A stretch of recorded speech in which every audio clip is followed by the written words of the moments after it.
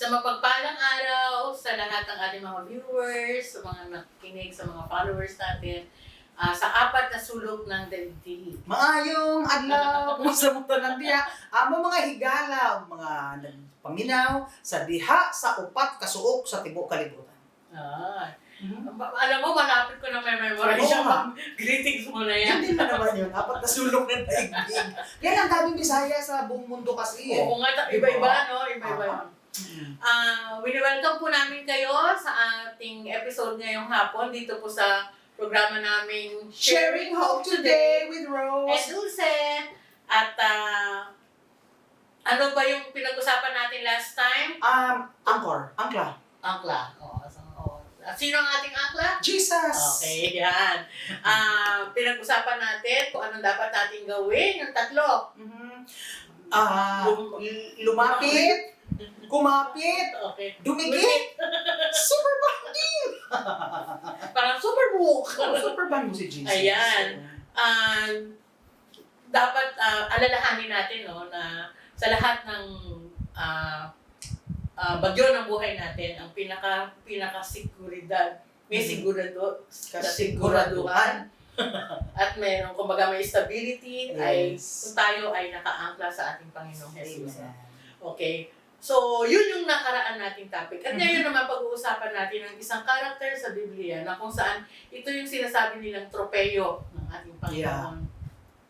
Kasi righteous siya, talagang ipinagpala siya, at hanggang sa huli sa buhay niya ay hindi niya ipinahiya ang pangalan ng Panginoon. Sa kabila ng lahat ng dumating na mga problema sa kanya, nawala ang kanyang mga ari-arian, ng mga hayop na ganyan, oo, ang kabuhayan niya, even yung kanyang mga anak din, di ba?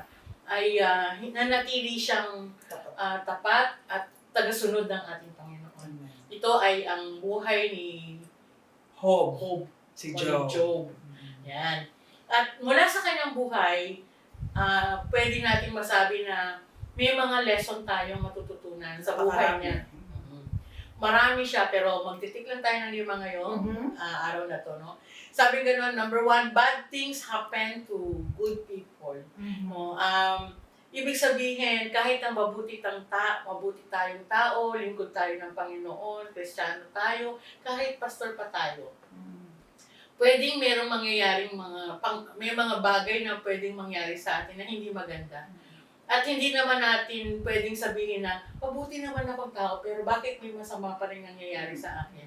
No, magdasali naman ako, lagi ako sa church, no? Pero bakit meron nangyayari sa ating hindi maganda? Tulad ng buhay nga ni Job, kumbaga, parang si Job ay isang blameless, upright man. Righteous siya eh. Siya yung isang taong talagang mayroong malaking takot sa Panginoon at talagang itinatakwil niya at talagang kinamumuhian niya ang masama. Okay? Pero sabi nga gano'n, bakit nag-suffer siya in spite of being a righteous man in the sight of God? Sabi nga gano'n, yung kanyang pananampalataya, hindi yun natinag sa kabila ng kahit na ano nangyari doon. Sabi sa Job 1:8, sabi niya, then the Lord said to Satan, have you considered my servant Job? There is no one on earth like him. He is blameless and upright, a man who fears God and avoid evil. Sinasabi ni Lord kay Satan na ito ang isang anak ko. No? Parang walang ibang tulad niya. Siya, talagang matuwid. May takot sa akin, may takot sa Panginoon, at talagang namumugi sa kasalanan. Ito parang sinasabi ni Satan kasi kay Lord na, kaya lang naman ganyan yan kasi pinagpapala mo siya. Paano kaya kung tanggalin sa kanya? Ano kaya ang gagawin? Pero pumayag ang Panginoon na padanasin kay Job yung mga sinabi ni Satan na yun dahil sa alam niya, kilala niya si Job, na hindi niya ito papaya. At tunay naman na yun ang nangyari, no? Ibig sabihin, kahit na ikaw ay blameless, although wala namang blameless ngayon sa panahon natin, no? Kahit ikaw ay righteous, kahit ikaw ay matuwid, sinisikap mo maging matuwid, sumusunod ka sa sa kanyang salita, naglilingkod ka, nagbinigay mo na yung buhay mo sa Panginoon, hindi tayo exempted sa mga masamang pangyayari. No? Lahat tayo ay patuloy na magkakaroon ng problema, magkakaroon tayo ng ano ba to, ng ng mga sufferings, no? Hindi tayo exempted doon. Kaya isa yun sa matututunan natin na kahit pa na tayo mabuting tao, pwede pa rin mangyari sa atin yung mga masasamang bagay. Ang tanong ngayon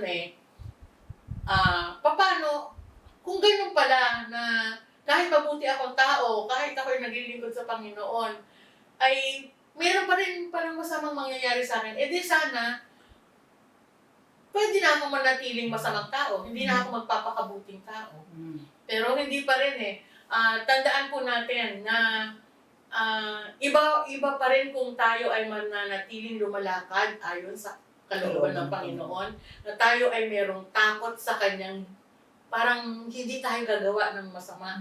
Kasi hindi rin naman natin alam kung hanggang kailan yung buhay natin. Paano kung nasanay ka na sa kasalanan at na-enjoy mo na yung kasalanan, saka ka-dare mo na pwede naman pala. Pero tandaan po natin, no, kahit po mabuting tao, kahit po tayo ay isang lingkod ng Panginoon, pwede pa rin pong mayroong masamang mangyayari sa atin. Meron pa rin pong problemang darating sa atin. Meron din pong mga bagyo ng buhay na darating sa atin. Kaya wag po tayong masyado namang makampante ba? Na hindi, naglilingkod ako, hindi, okay ako, mabait akong tao, minsan nga, di ba, tatanong, bakit sa mga patay? Sabi, naku, yan ang namatay, ang bait-bait kaya niya, ganyan, di ba?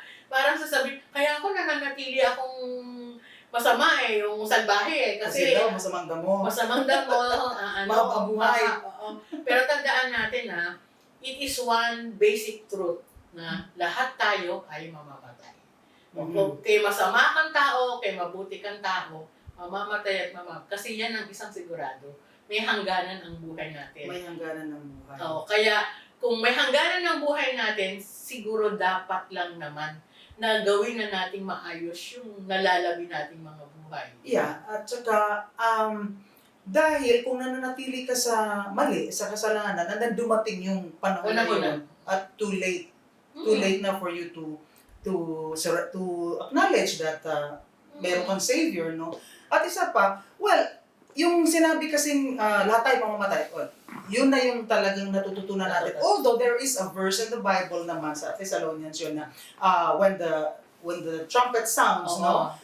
But still, just the same, doon pa rin ang ending nun na, kumbaga, yung physical body natin talaga is mamamatay. Kasi papalit nga yung glorified body, di ba? So, totoo naman na yung physical, talagang mapapalitan yun. And kaya, mas mabuti na nga talaga na lagi kang handa kahit na actually, tayo dinadanas natin yung kung ano-ano, kahit na ito na nga, sumusunod ka sa Panginoon, hindi nga maiwasan. Although, of course, it is our prayer that we be protected. That's why lagi natin ipinapanalangin, hinihiling natin yung protection ng ating family, sa lahat ng mga nasa sakupan natin, lahat ng bagay. Kaya tayo laging kumukonekta sa Panginoon, no?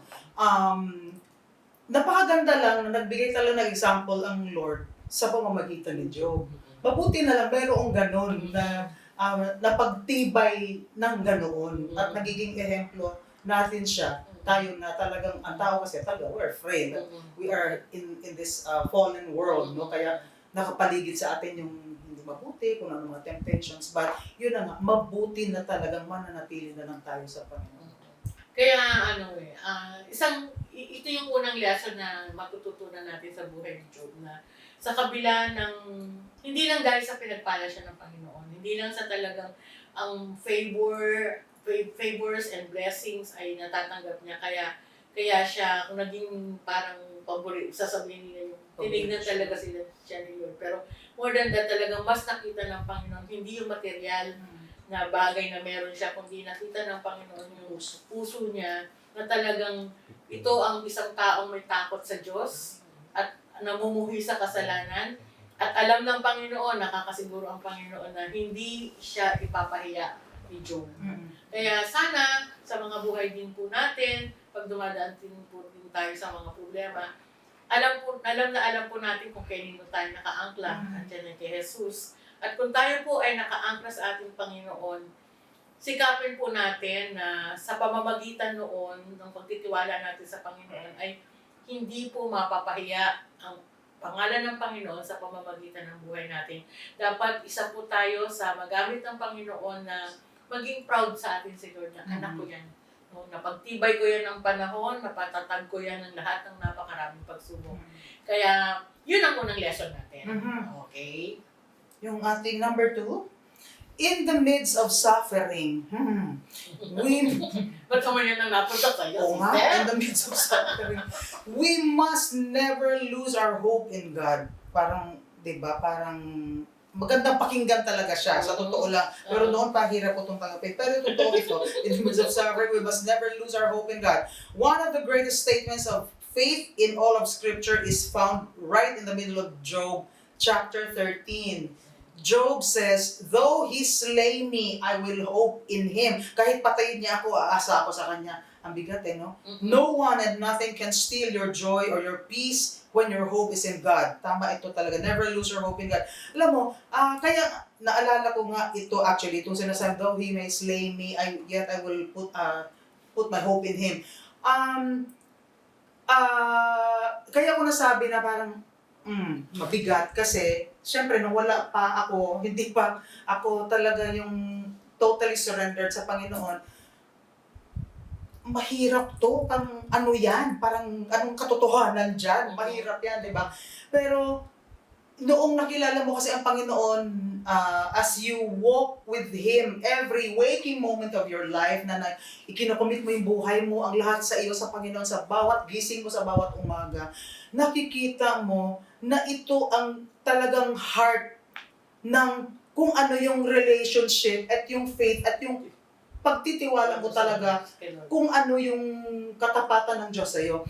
Kasi, ilang beses ba tayo namatay? Like, di ba, sa buhay natin, ilang beses tayong dumanas ng talagang kamatayan. Kaya nga, parang naging linya natin yung linya ni Paul na di ba yung to live is Christ, to die is gain. Parang, gusto mo na lang parang Lord, ba di bang na lang, bago na lang ako, parang tapos na. Tsaka para sure na ako dyan. Pero hindi But the fact that we are still here, the fact na sinusustain tayo ng Panginoon, na humihinga tayo, ito tayo, patuloy tayo gumagawa sa ano ba yung pinapagawa niya sa atin, is because He knows us, He knows where we're going, He knows our destiny, He knows where we are walking, and tayo mismo, alam natin, sa ating sarili, alam natin sa puso natin na nandun tayo sa path na yun, na ginagabayan tayo. Sa sinabi ng Panginoon na ito yung hinanda ko sa iyo, lakaran mo. Yun ang pinangahawakan ko. What the Lord gave to me. Na, anak, ito yung lakaran mo ito. And even before I saw that word, Isaiah yun even before I saw that, I heard that word when I was 10 years old. Oh, patapa. Pero maalala mo ba yun? Hindi, 10 years old. No, alam mo, kailan ko ito nakita na verse? I mean, kahit naman nagbabasa kasi tayo, minsan hindi naman natin talaga pag mahina kasi memorya mo lalo na. Oo, alam natin na sa Bible, pero hindi ko nga ma-memorya kung anong verse siya, saan siyang chapter o anumang na book. Pero, klaro sa iyo na mayroong ganung salita. And when I found this, actually nakakatawa nga kasi this year ko lang ito na-discover. May. May 8 to be exact. Okay, anyway, sabi ko, ito yung salita na sinabi na sa akin ng Lord nung 10 years old nung 10 years old ako.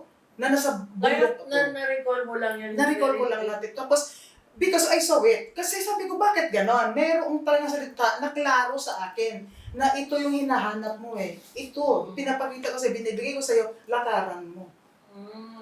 Yun yung susundin mo. And in fact, before, magkasama na tayo nila, Pastor Jimet, before, na kapag mayroong prayer, humingi ng prayer, and then nare-release ito na, meron na, nilatag na ni Lord before you Hakbangan mo na lang.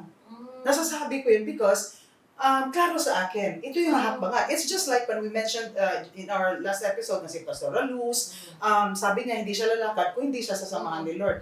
Same thing when I surrendered everything, when I said kasi, Lord, noong nung sinuko ko ang lahat, and then I said, sa'yo na lang ako, Lord. Ayoko nang kumanta sa labas, ayoko kumanta sa showbiz. Diba, literal na. Meron kang ganung stage na ayaw mo na eh. Gusto ko sa church na lang Gusto mo na lang sa mga sa loob na lang ako, tapos, pero yun na nga, mayroon din ako narinig kay Lord, hindi ko rin alam sa Bible. Ang sabi, na naging clear sa akin, when we went to this invitation nga, nakakanta lang ako, di pa ako marunong masyado about testimony, basta I just talk about how God rescued me, how ito yung nag-burn sa heart ko ngayon, yung pagsunod sa Panginoon. And then nakita ko dun sa stage nila, yung nakasulat doon, Romans 9:17 na, I have raised you up for this purpose that I might display my power in you and that my name might be proclaimed in all the earth. Nanginig kaya ako doon. Yun yung parang gagano na sa lupa. Kasi sabi ko, yan yung sinabi niya sa akin. Di ko naman alam na meron yan sa Bible. Pero klaro sa akin yun na I have raised you up. Na parang, bakit ka magtatago?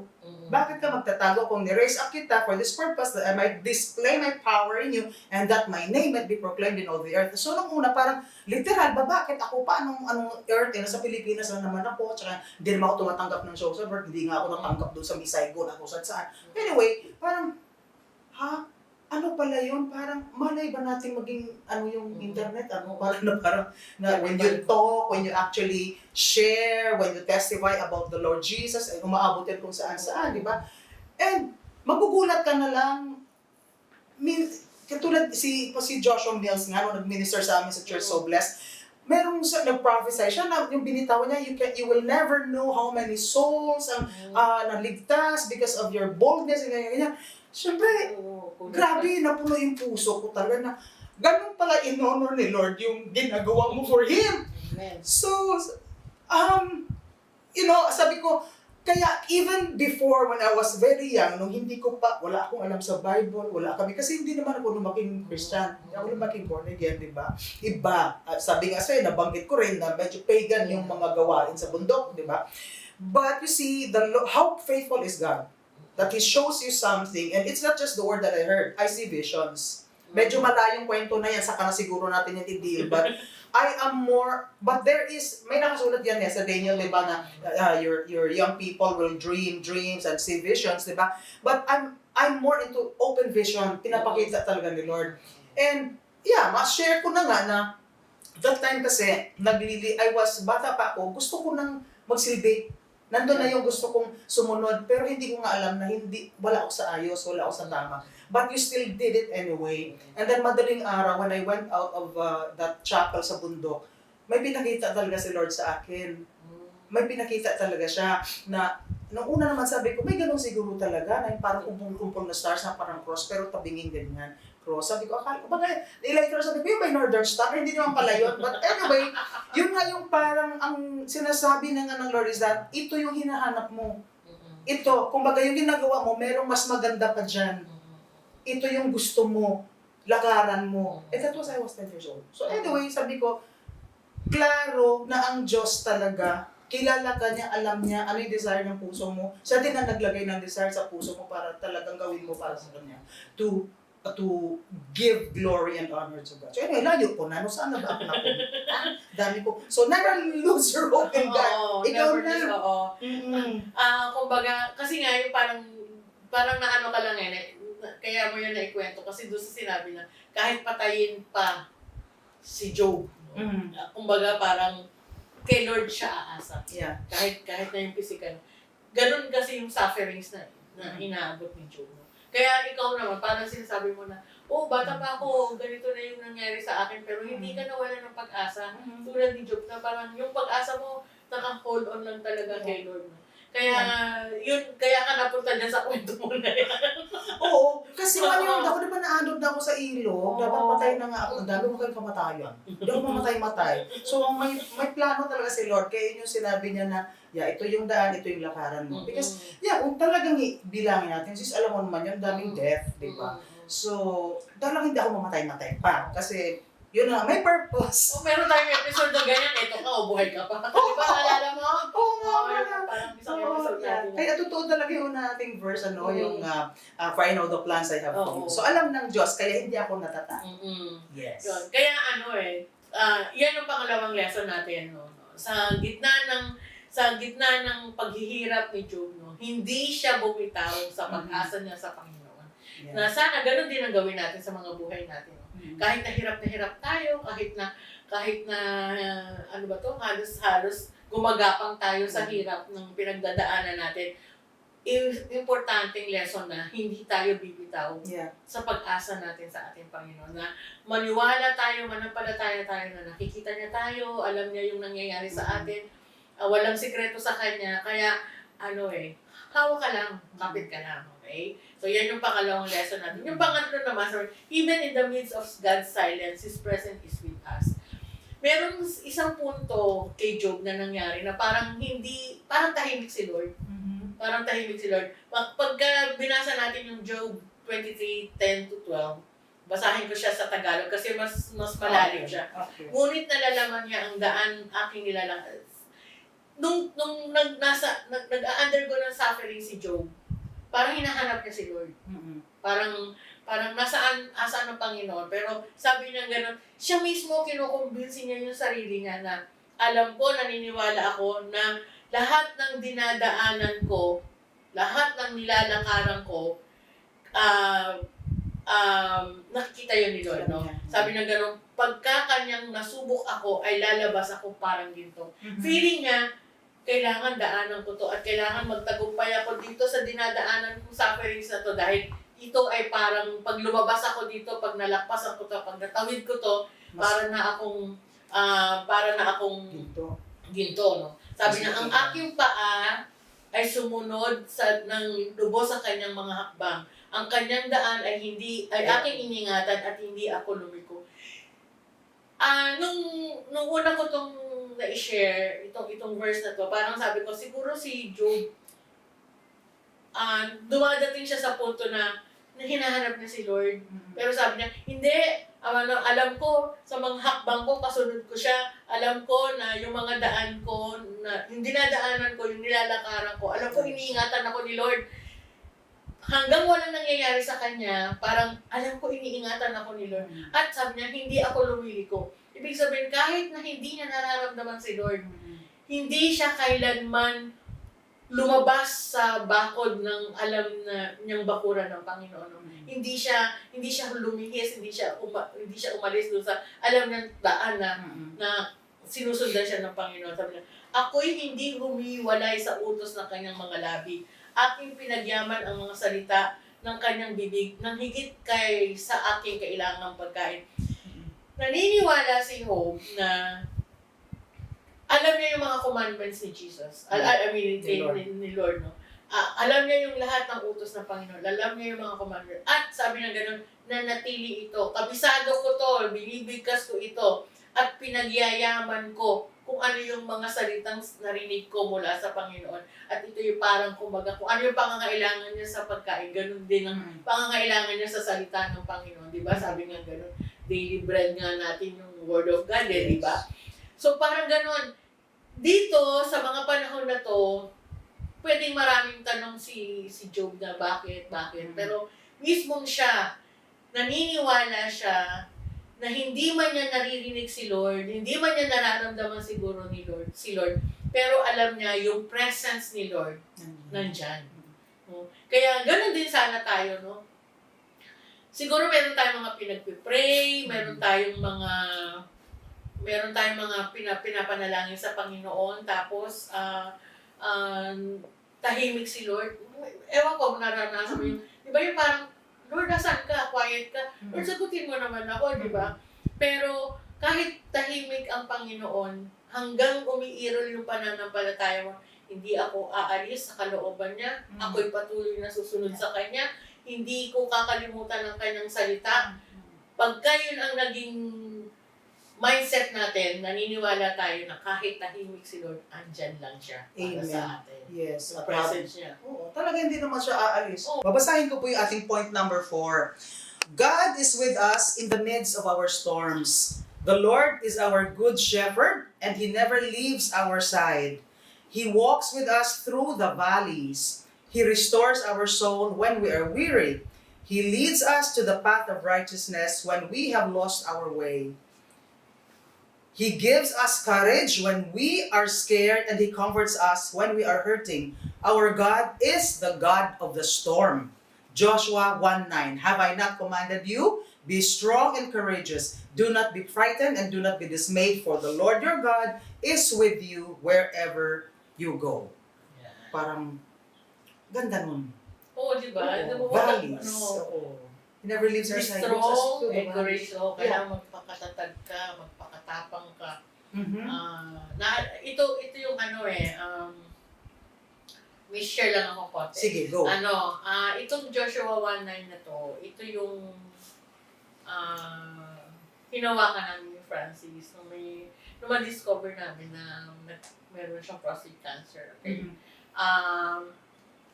Nung right after namin na matanggap yung confirmation na it's a cancer, parang nasa Iloilo siya nun eh. By accident lang yun na na-discover.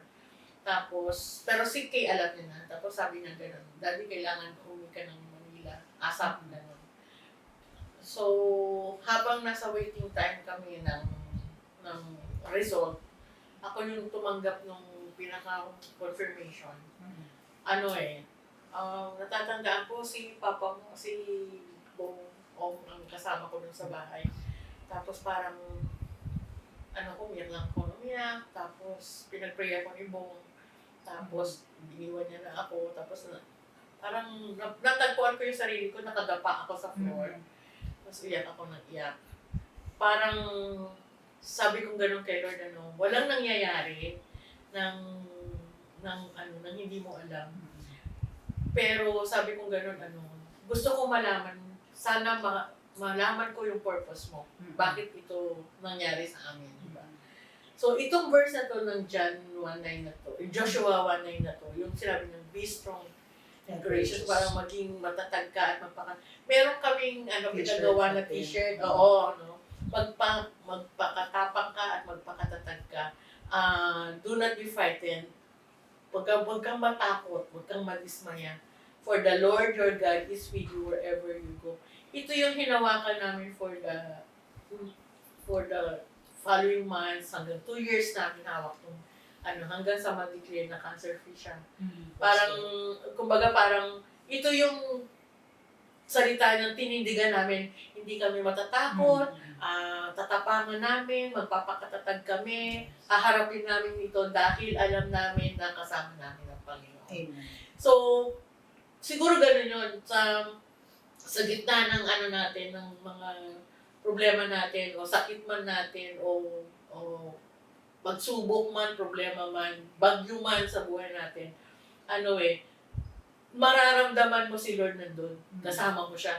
Dinadaanan nyo yung problema, dinadaanan nyo yung sakit at karamdaman, dinadaanan nyo yung mahirap na sitwasyon, pero alam mo na hindi ka nag-iisa. Hindi lang yan si Nino yan, kundi hindi ka talaga nag-iisa. Si Lord yun. Si Lord yun kasama mo, hindi si Nino. Kasi di ba hindi ka nag-iisa, di ba? Sana, naging political. Sana hindi ka nag-iisa, tapos Jesus. Di ba? Si Jesus yung nagsasabi, hindi ka nag-iisa. Parang, sabi ko, at kakayanin mo, just knowing na si Lord yung kasama mo. Yan. Kaya dyan sa verse na yan, medyo, yun lang naalala ko. Just now, naalala ko siya na share ko. Yeah, nakakatuwa naman. Oo. Well, sa akin kasi marami talagang, in my case, itong verse na to, klaro siya. Parang, kahit balikan ko yung childhood days ko na hindi ko pa alam na si Jesus ay pwedeng personal mong makilala. Parang alam mo lang, okay, merong Jesus, merong Diyos, gano'n. Pero wala ka talaga yung ganito na alam mong buhay siya, alam mong nakakausap pa siya. Pwede pala yun. Oo, tapos sasagot pala siya sa'yo. Pag dinanong mo, sasagot pala siya. Kaya parang, no questions, parang, meron kasing nagtanong noon sa akin May nagtanong sa akin na parang, ang nakikita daw kasi niya sa akin, parang sigurado ako na kausap ko ang Diyos. Parang, parang pag nagsalita ka, pag nagsasabi ka sa akin about si Lord, about si God, parang kilala mo siya. Sabi ko, kilala ko siya. Oo, kasi kilala niya ako. Unang-una talaga, kumbaga, kung noon, parang, ang tawag ko sa sarili ko noon na wala pa ako sa Lord, meaning, pag wala pa ako sa Lord, meaning yung wala pa akong personal relationship sa Lord, yung hindi pa ako born again, parang meron kasing kanta akong favorite sa Bisaya na tawag doon patayang buhi. Meaning in Tagalog nun, patay na buhay. Kasi patay na buhay because naglalakad ka nga, okay, nakakakita ka, marami ka na kumakain ka, humihinga ka. Pero yung pala, patay ang spirit ko. Kasi hindi ko naintindihan, akala mo lang naman, body and soul. No? But yung pala, iba sinabi espiritu, ang ano bang espiritu, masamang espiritu, mabuting espiritu, gano'n. But the spirit pala, spirit kasi natin pala, nung wala pa tayong reconnection with the Father through the Lord Jesus Christ, patay talaga ang spirit. Kaya wala talagang, parang lumalaban ka lang sa buhay. Kasi sabi, strive, struggle, ganyan-ganyan, survive. Hindi ko na, kumbaga, alis ko sa vocabulary ko yung survive because hindi lang yan about surviving. It is really living. And you are living your life to glory God. No? So, noon pa, hindi imposible yung, yes, si God, nandyan, He is with you wherever you go. And siguro, hindi rin ako nag-question about my life na parang bakit ganun lang kami because yun ang kinagisnan ko. Wala naman ako nakitang parang ang hirap ng buhay mo. Pag sinabi ko niya rin pag nagkwento yung may anak akong ganun, ang hirap ng buhay mo, sabi, hirap compared to what? Kasi wala naman akong makita noon na mapagkumparan because yun talaga. And being alive and being able to makahanap kung anong maipakain sa aming mga sarili, parang wala akong qualms about it, di ba? Kasi tapang ka na harapin kung ano yung sitwasyon. Yes, at kung ano man yung... Kasi ang buhay noon was... Kunyari, sa totoo lang mayroon naghuhuramentado sa kalye namin, biglang nalasing, nagkakuha ng yung espada, tapos parang anong tawag doon, magwawara-wara doon na kung sinong harap, patay, gano'n.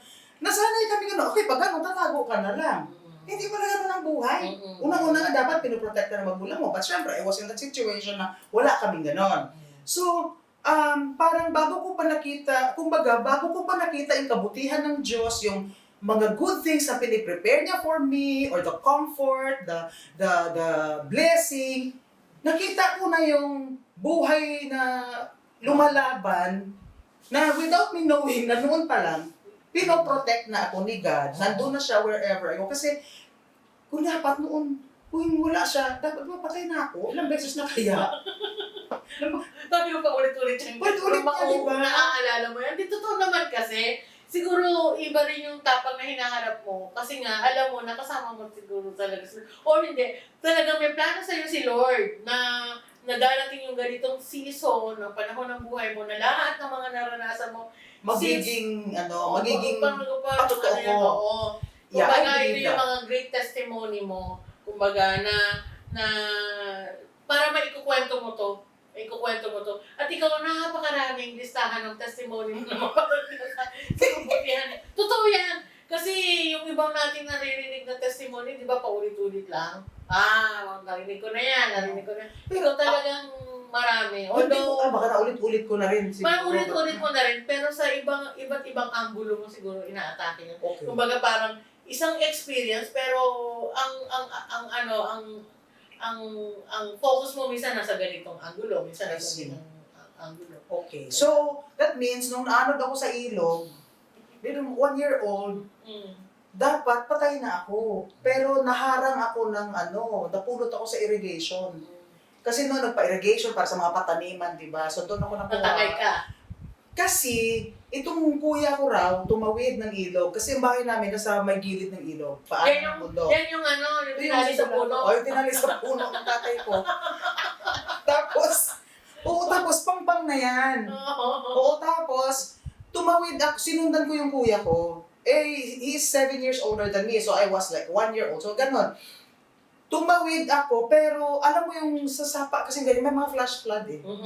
So yung bigla akong naanod, natangay ka. siguro hinanap ako nung ate ko, ganun, kasi siya daw yung parang nabilinan. Tapos, nahanap na ako dun sa buti may harang, yun nga pang irrigation para i-divert yung tubig dun sa palayan, ganyan. Pero ano ako, yung blue o anong kulay, hindi na nila akalaing marirevive pa ako. Pero tingnan mo, sabi ko, nabuhay ako, mabot ako dito. Di, may purpose si Lord. At saka yung kagat ng aso, maraming beses na di ba, kailangan injection dito, 24 injections. Oo. Doon, walang injection. Yan ang Bawang lang, at saka suka.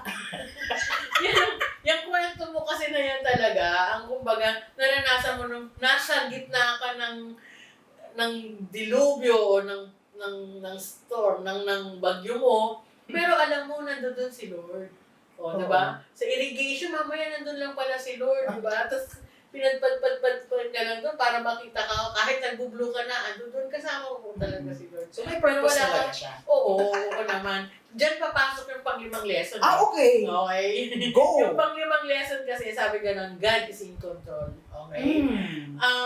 Tandaan natin na nung create ni Lord ang mundo, no, alam natin kung gaano siya ka-mighty, kung gaano siya ka-powerful. Kaya dapat lang naman na ipagkatiwala natin yung ating sarili sa Panginoon. No? Kasi kahit na pag binasa mo yung Book of Job,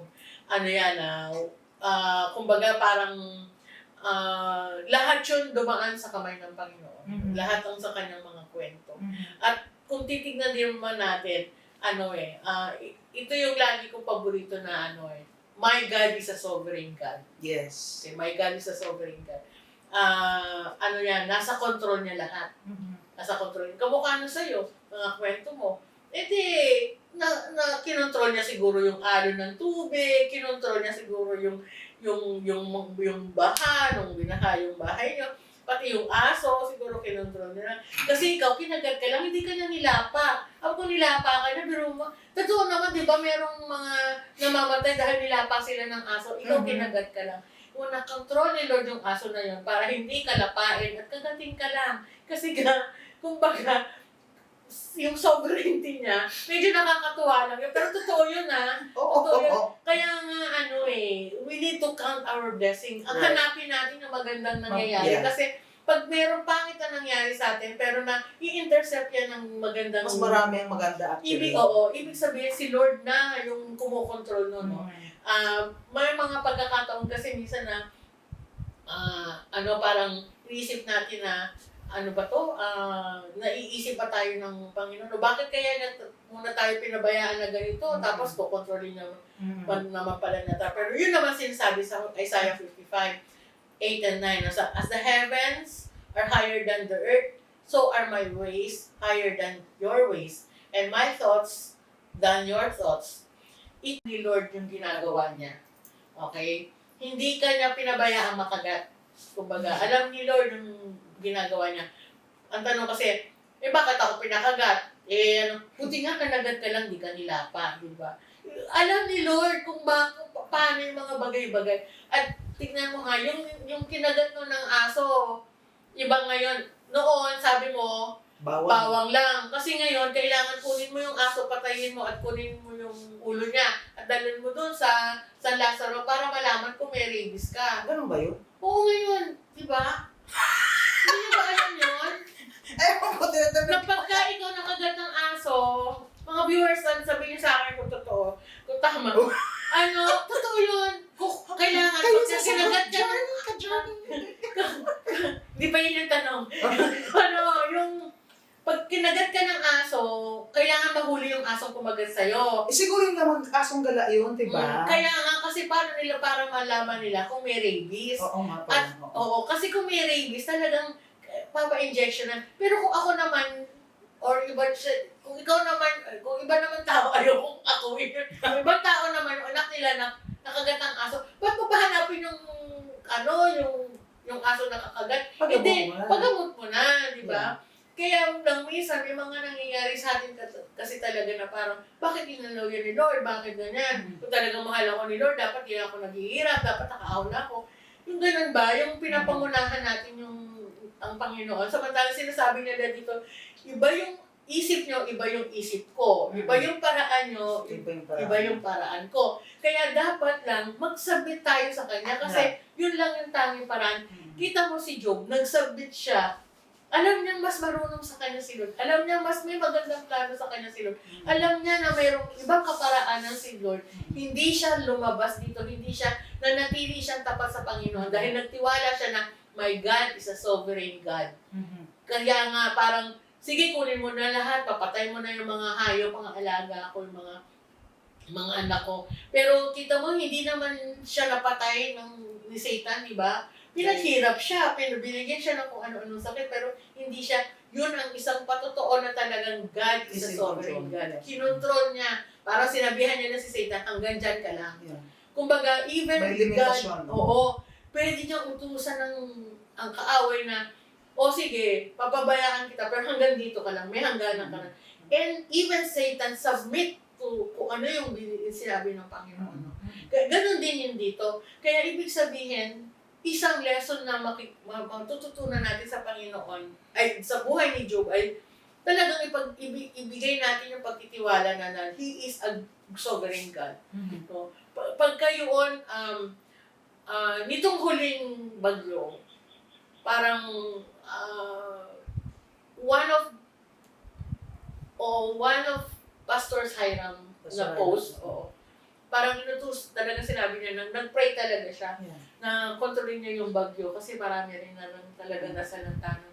Sabi ko, Lord, di ba? You are a sovereign God na kaya mong pahintuin yung mga bagyo. Maawa at mahabag ka. Kasi yun ang prayer mo na parang matatanay, di ba? Parang, sabi nga nila, pag meron nangyayaring dilubyo o bawa yung by nature or mga sako-sako na dyan, parang wala kang magagawa doon. Kung magla-landslide. Pero God can to control it. Kung diba, magtitiwala lang tayo sa Panginoon. And naalala ko yung family namin ay hindi naman ako nakasama. Ang isang kinakatakot ng isang sister-in-law ko, si Maylin Villalobos, sabi niya gano'n. Tinanong ko siya, kumusta nung pagbiyahe niyo? Sabi niya, natatakot ako ate sa mga landslide. Sabi niya, baka may landslide kasi nasira na putol yung tulay. Sabi niya gano'n. Tapos parang sinabi ko na hindi naman yung hahayaan ng Panginoon. Kasi our God is a sovereign God. Parang gusto mong sabihin sa kanila na wala tayong dapat ikatakot kasi lahat cover ng controller. Tulad ng ginawa rin naman ni Lord sa buhay ni Job na hindi naman siya pinabayaang mamatay siya, hindi siya pinabayaan talaga na yung buhay na mawala, no? Kumbaga hanggang doon lang, na limit lang. Kaya siguro sa ating mga viewers, no, sana matutunan natin, no, matuto rin tayo mula sa buhay ni Job, no. Una, ang sinasabi, lahat, kahit mabuting tao ka, ay lahat posibleng may mangyari sa iyong mga problema. Dadaanan mo to. Bad things happen to good people. Number 2, in the midst of suffering, we must never lose our hope in God. No? Kahit na tayo naghihirap o dumadaan tayo sa mga suffering stage, hindi dapat mawala ang ating pag-asa sa Panginoon. Number 3, in the midst of God's silence, His presence is with us. Kahit po tingin natin walang ginagawa ang Panginoon. Kahit po tingin natin hindi sinasagot ng Panginoon ang ating mga panalangin. Kahit po tahimik siya, kahit po nagtatanong kayo at hindi siya sumasagot, pakiramdam niyo hindi sumasagot. Naniniwala po ako na hindi man sumasagot ang Panginoon, magpaparamdam siya sa iyo. At darating ang panahon, ang araw, na matatagpuan mo na si Lord pala kasama mo sa gitna ng problema mo, sa gitna ng kalagayan mo. Matatagpuan mo ang sarili mo, kasama mo pala si Lord, no? At dahil dito, mapapatunayan mo na our God is a sovereign God. Yes. Yang 5 yan, ang mga lessons na pwede nating matutunan sa buhay ni Job.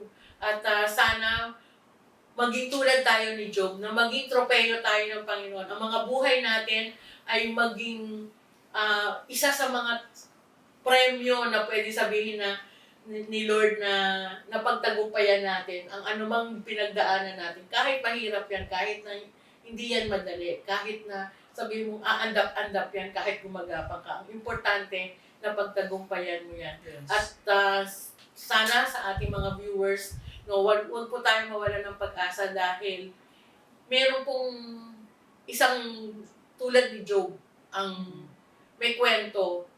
At siguro sa ating panahon ngayon, naniniwala ako, wala nang dumaan sa anumang problema o bagyo ng buhay ng tulad ni Job. Wala akong kilala, wala akong nabalitaan na yung kung ano yung pinagdaanan ni Job ay naulit. Kaya ibig sabihin, yung mga dinadanas natin, Wala siya. ano pa to? Compared. Kapiting. Oo, Dapat wala siya sa kalingkingan sa pinagdaanan ni Job. And yet, naging premyo siya ng Panginoon, naging tropeyo siya ng Panginoon. At nawa, sa ating ding mga buhay, kung ano man ang kinakalagyan natin ngayon, kung ano man yung pinagdadaanan natin ngayon, maniwala lang po tayo, meron pong pag-asa basta po tayo ay manampalataya sa ating Panginoon. At naniniwala po ako na kung ano yung dinidesire ng puso ninyo, ipagkakaloob po yan ng Panginoon sa tamang taktang panahon niya. Huwag po tayong tumigil, manalangin at magtiwala at manampalataya sa ating Diyos na buhay. Kaya yan po ang ating 5 lessons we Five learned lessons, from the oo. book of Job. Oo. Siguro ako kung meron man akong challenge sa mga viewers natin, tingnan po natin ang ating buhay. At sikapin po natin basahin yung kwento ni Job. Meron po yan sa Superbook, meron po yung mga Kung saan saan. kung saan na mapapanood nyo po. At ikumpara nyo po yung sarili nyo sa pinagdaanan ni Job. Alam nyo, ako nung na-meditate ko yung Book of Job, parang biglang hiyang-hiya ka na dami mong reklamo, ito lang naman ang nawala sa'yo. Pero yung kay Job, no, parang hindi mo kakayanin. At palagay ko wala nang ibang kakaya ng kamukha ng ginawa niya. Kaya malaki po siyang inspirasyon sa bawat isa sa atin na dumadaan ng anumang mabigat na problema. Kaya sana ay pag may panahon po kayo, pwede po kayo magbasa ng Book of Job, no, para ito ang magbibigay sa inyo ng inspirasyon na meron pong pag-asa sa anumang akala natin ay hopeless case natin. Tsaka para sa akin kasi walang panalangin or yung anything na inilapit mo sa Panginoon na walang kasagutan. Maari nga yung sinasabi kanina ni Sister Rose na ay may mga times na akala mo hindi ka naririnig ng Diyos, tahimik siya, humihingi ka, nagdadasal ka pero tahimik. But I really believe that kumbaga walang prayer na napapanis kay God. Lahat yan napapansin niya. Lahat ng detalye, kahit na gaano kaliit na detalye, gaano kalaki na detalye, hindi yan pinapalampas ng Panginoon because He is faithful. God is faithful. He never fails talaga to meet our every need. Kaya nga, alam ko mayroong famous na kasabihan na kung if God, ano yung sagot na kung tahimik, kung yes or no, di ba? Yung kung tahimik, gano'n, basta yun yung sagot. Kasi, tayo, matuto tayong, yung patience. Of course, the fruit of the Spirit, no? Nandun yung patience, yung paghihintay. Oo. Kasi, siguro yun, natutunan ko rin talaga yan, yung paghihintay, pagpapasensya. Kasi, nakita rin naman natin sa mga ugali, ako mismo sa sarili ko, nakita ko sa ugali ko yung mga bagay na yan na kung ano yung absent sa akin. And ngayon na nagkaroon ka ng relasyon sa Panginoon, nakita ko yung fruit. Yung fruit of the Spirit na binigay sa atin ng Panginoon. Nasabi mo nga, lagi mo sinasabi, nakikita yung tunay naman ng palataya at tagasunod ng Panginoon sa pamamagitan ng kanilang mga bunga. So, yan po ang aking ma-share dito sa dulo na ito, ang fruit of the Spirit. Maraming salamat mga ka-journey! At gusto ko lang iwanan po sa inyo ang Psalms 13 verse 18. But the eyes of the Lord are on those who fear Him, on those whose hope is in His unfailing love. Amen. Lagi po natin tandaan yun na nakikita po tayo ng Panginoon. Amen. Tayo, lahat po ng kalagayan na nakikita na at tandaan po natin ang kanya pong pagmamahal sa atin ay unconditional. Yes, hindi Yan. nagmamaliw yun. Kaya I-follow nyo na po ang aming FB page at oo, teka. ano yung mangyayari? Okay, edit tayo. Okay, edit.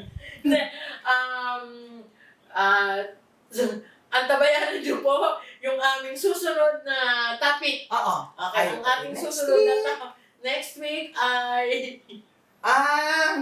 Timeline. trust God's timeline. Oo. Kumbaga, tulad po ni Job, na dumaan po siya sa proseso, no? Yeah. Sa proseso, kung hanggang sa marating niya yung katagumpayan ng kanyang pinagdaanan, ano? At alam ko, naniniwala ako na nagtiwala si Job doon sa timeline ni Lord. Kailan siya isasalba ni Lord? Kailan tatapusin ni Lord yung paghihirap niya, yung mga sufferings niya. Excited ako dyan kasi baka may matutunan ako dyan. Oo. Okay? So, sabi gano'n, ang susunod po natin topic ay bakit po natin kailangan pagkatiwalaan ang God's timeline. Mhm. Okay? Hindi yung timeline natin, kundi yung timeline ni Lord. No? Mhm. Yan po ang susunod nating topic para sa susunod na episode natin. Yes. Kaya, Ngayon ay, basta sundan nyo kami ha, every Saturday. Maraming salamat. At pasalamatan natin ang ating Masters Hand. Production team, Team. ating Okay. ministry mission partners, of course, si MJ Pasqua, si Joshua Caparas, si Patrick Dave Si Ben, Ong, si Ben si Carlos. Ben Carlos Villalobos, na memorize ko na, si Special thanks kay Doktora Dr. Shirley Novicio, Okay. sa paggamit natin ng kasalianan, si magbibigay ng mga gifts. Nagbibigay na sa atin ang Oo. sponsors natin para sa ating mga tokens at mga Christmas gift natin sa ating mga viewers. At kay Pastora Luz, maraming salamat sa ating ANJC Church, and of course, family. CSB Church. Church so Blessed, Mhm. no, Pastor Hiram Pangilinan. Yes, Pastor. Ayan, mga ginamit yan ng Panginoon para lumago tayo sa Panginoon. Ano? Tama. At yung si Kuya Puti, Si Kuya Muti. nag-aasikaso dito sa Siya bahay. po lahat po ng kailangan namin dito ay siya ang Oo. nag-aasikaso. At ang Si aming Lani. tagaluto, tagapakain sa amin, si Lani Oo. Fernandez. At yung mga Hilerero. drivers, oo. Ang aming mga piloto, si Ryan at saka si Bibay. Bibay. Yan. Ito yung mga taong naging madali sa amin ng mga bagay-bagay dahil Yes, sa nandyan kanila. sila. Andyan sila. Yes. Kaya muli, marami pong salamat at magkita-kita tayo sa susunod na Sabado. At habang patuloy natin ideklara ang Pilipinas, bansang pinagpala, may buhay ang Pilipinas. Amen. Yes. God bless you and see you next Saturday, dito sa Sharing Hope Today with Rose. and Dulce. Thank you. Thank you Bye-bye. next God week. bless.